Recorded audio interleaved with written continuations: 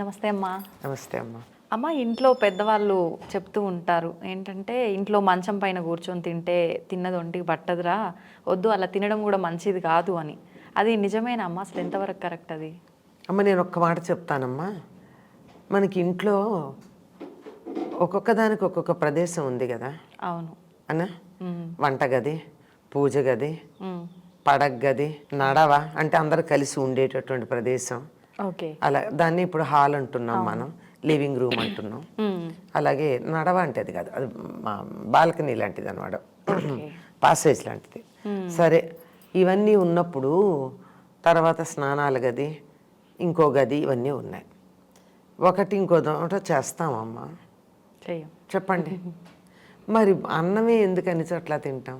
అదే కదా, అంటే మొబైల్స్, ల్యాప్టాప్స్ పెట్టుకొని బెడ్ పైన కూర్చొని తినడం అలవాటు అయిపోయిందమ్మా. అదే సాధారణంగా ఇవేవి కాకుండా జనరల్గా మంచం మీద కూర్చొని తినేది ఎవరు? రోగులు. ఓ, ఓకే. మంచం మించి లేవలేని వాళ్ళకి హాస్పిటల్లో భోజనం ఎక్కడ పెడతారు? బెడ్ పైన. బెడ్ పైన పెడతారు.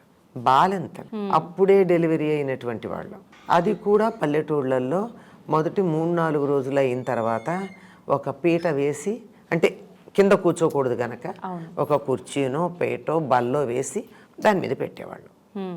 అంటే అర్థం ఏమిటి? అంటే జబ్బుతో ఉన్న వాళ్ళు అలా మంచం పై కూర్చొని తింటారు. నేను మంచం మీద కూర్చొని తింటున్నానంటే అర్థం ఏంటి? ఒంట్లో బాగలేదని అర్థం, అంతే కదా, అర్థం. రోగి అని అర్థం. శుభ్రంగా ఉండి మంచం మీద కూర్చొని తింటున్నానంటే శారీరక రోగమా మానసిక రోగమా? మానసిక రోగం. ఇవన్నీ చెప్పడం ఎందుకని చెప్పి ఏమంటారంటే, మంచం మీద కూర్చుంటే దరిద్రం అన్నారు. దరిద్రం అంటే ఏమిటి? దరిద్రం అంటే ఏమిటి? ఒక డబ్బు లేకపోవడమే కాదండి, అన్ని రకాల సంపదలు లేకపోవడం దరిద్రం. ఇప్పుడు సంపదలు ఎన్ని ఉన్నాయి? అష్టలక్ష్ములు ఉన్నాయి మనకి. అష్టలక్ష్ముల్లో ఏ ఒక్క లక్ష్మి లేకపోయినా అది లక్ష్మి ఉన్న చోట దరిద్రమే కదా.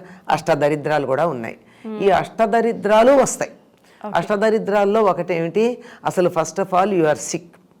ఏది కూడని చోట కూడని పని చేస్తే, నీట్గా ఉందని బాత్రూంలో ఎవరైనా కనీసం మంచినీళ్ళు తాగుతారా? నీట్గా ఉంటుంది. కొంతమంది ఎంతంటే అసలు లైక్ స్టూడియో సెట్టింగ్లా పెట్టుకుంటారు.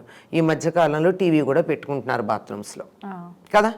అట్లానే అక్కడ ఇంకేదన్నా పని చేస్తామా? లేదు, చేయం కదా. మరి బెడ్రూమ్లో ఏం చేయాలి? పడుకోవాలి. అందులోనూ పడుకోవడానికి తగిన ప్రదేశం ఒకటి ఉంది, మంచం అనేది. దాని మీద నువ్వు పడుకోమంటే అది కాక ఏ పని చేసినా తప్పే. ఇంక అన్నం తింటే మరీ తప్పు. ఓకే. సంప్రదాయం తెలిసిన వాళ్ళు పగటిపూట మంచం మీద కూర్చోరమ్మా, పడుకోవటం మాట దేవుడెరుగు. ఓకే, డే టైంలో అసలు కూర్చోవడం కూడా తప్పే. అస్సలు. ఒకవేళ పడుకోవాల్సి వస్తే చాప వేసుకుని నేల మీద పడుకుంటారు, కానీ రాత్రి పడుకునే మంచం మీద పడుకోరు. ఓకే. అట్లాంటిది రాత్రి పడుకునేటటువంటి మంచం మీద ఏ పని చేసినా పనికిరాదు. చదువుకోకూడదు, డబ్బులు పెట్టకూడదు, విలువైన వస్తువులు, గౌరవించదగిన వస్తువులు, ఖరీదైన కాదు, అట్లాంటివి పెట్టరు. అట్లాంటిది అన్నం తినడం అంటే అది ఎంత తప్పో చూడండి. అర్థమైంది కదా. తర్వాత కాసేపు అదంతా పక్కన పెడదాం, పద్ధతి సంప్రదాయం వీటన్నిటిని పక్కకు పారేద్దాం, అవి మనకు అక్కర్లేని వస్తువులు కదా. అందుకని అక్కడ పెట్టేస్తే మంచం మీద తిన్నావు, తిన్నాక ఒక్క మెతుకు కింద పడింది అనుకో, ఏమవుతుంది? కనపడచ్చు, కనపడకపోవచ్చు. లేదు, ఒక మెతుకు కింద పడితే దాన్ని తీసావు, తీసుకున్నా దాని తాలూకు చిన్న నలక దానికి అంటుకుంటుంది. చీమలు పట్టవా? మనం డైనింగ్ టేబుల్ మీద తిన్నాక మెతుకులు పడితే తీసేస్తే, తడితో దాన్ని క్లీన్ చేయకపోతే అక్కడ అన్నం మెతుకు ఏం కనపడదు, కానీ ఒక చీమ పడుతుందా లేదా? సన్నం చీమ. మరి అట్లాంటివన్నీ మంచం మీద పడితే నీకేమంత ఆరోగ్యం? చీమలు పట్టవా? చీమలతో పాటు ఇంకా ఎన్ని రకాలైనటువంటి బ్యాక్టీరియా చేరచ్చు. ఈ బ్యాక్టీరియా మనకి ఎక్కడ ఎటువంటి హాని కలిగిస్తుందో చెప్పలేము. ఎందుకు వచ్చింది? అందుకని ఎక్కడ చేయాల్సిన పని అక్కడ చేయాలి. ఓకే. అంతేగాని మంచం పడుకోవడానికి ఇచ్చిన మంచం మీద అన్నం తినడం అన్నది సరైన పద్ధతి కాదు. మంచం భోగ వస్తువుగా చెప్తారు.